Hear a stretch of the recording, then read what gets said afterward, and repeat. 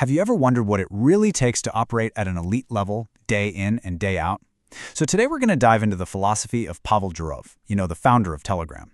And this isn't just about a few productivity hacks. It's a complete system for building a strategic life, and it's all grounded in one really powerful core principle. And this, right here, this is the whole key. For Durov, self-discipline isn't just about having willpower. It's something you can actually train, like a muscle. And the stronger it gets, the easier everything else becomes, whether you're building a massive company or just trying to maintain your own mental freedom. Okay, let's dive into this. First, we'll get a handle on what this master muscle really is. Then, we'll see exactly how Durov trains it through some pretty intense physical hardship and diet. After that, we'll explore how he applies that same thinking to his mind. And finally, we'll get to the big one. What's the ultimate payoff for all this work? So what is this master muscle? Well, for Durov, it's not just some nice little virtue to have, it is the load-bearing pillar for everything else in your life. He basically believes that if you just focus on strengthening this one area, success in all the others becomes almost inevitable. This is such a crucial distinction. Most of us wait around to feel motivated before we do something. Durov completely flips that script. His whole principle is do first and then feel. Think about going to the gym. You almost never feel like going beforehand, right? But you force yourself to go, and it's only after the action that those good feelings, accomplishment, energy show up. Motivation is the result of action, not the cause of it. So how do you actually train this muscle? Well, for Durov, the #1 training ground is the body. Physical exercise isn't just about health. For him, it's a daily practice in overcoming reluctance, which directly conditions the mind for all the other, more complex challenges you're going to face. Okay, this regimen is intense, for sure. But the why behind it is what's truly fascinating. He openly says that doing 300 squats every morning is boring. And that is exactly the point. He does them because they're boring. Think of it this way. Each one of those squats isn't just for his legs. It's a rep for his discipline muscle. It's conditioning his mind to push through any tedious or difficult task that comes his way later in the day.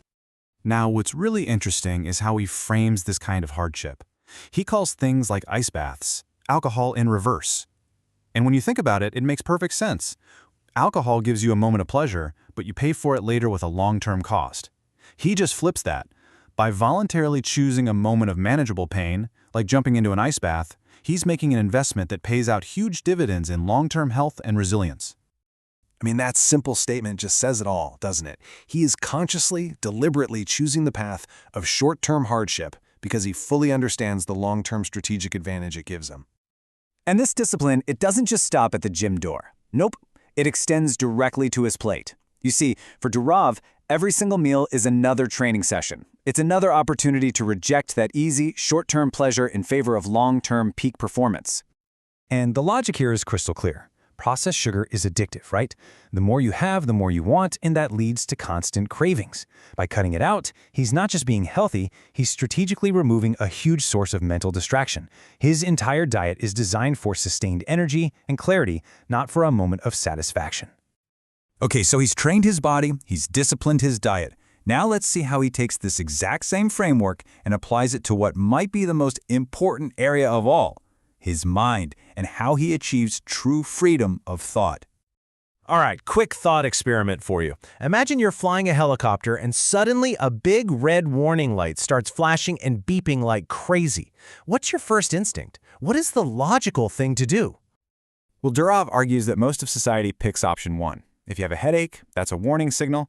The common response is to take a painkiller. He says that's like smashing the helicopter's warning light with a hammer.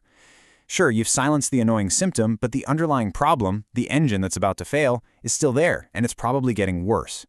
Durov's approach is to always investigate the cause. Why is the headache happening? Dehydration, stress, lack of sleep. You fix the cause, not the signal. And he applies this same root cause analysis to the information he consumes. To protect his mind from manipulation, he is constantly asking this one critical question about any piece of news or content he comes across. He applies this filter to everything, identifying entire industries whose business models, in his view, might not actually align with an individual's well-being. By constantly asking who benefits, he's basically building a mental firewall.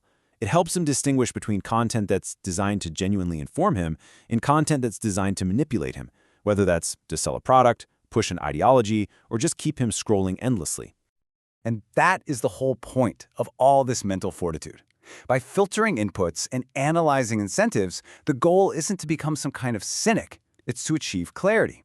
It's all about intentionally curating your mental space so you can form your own conclusions and think freely, away from the constant noise of everyone else's agendas.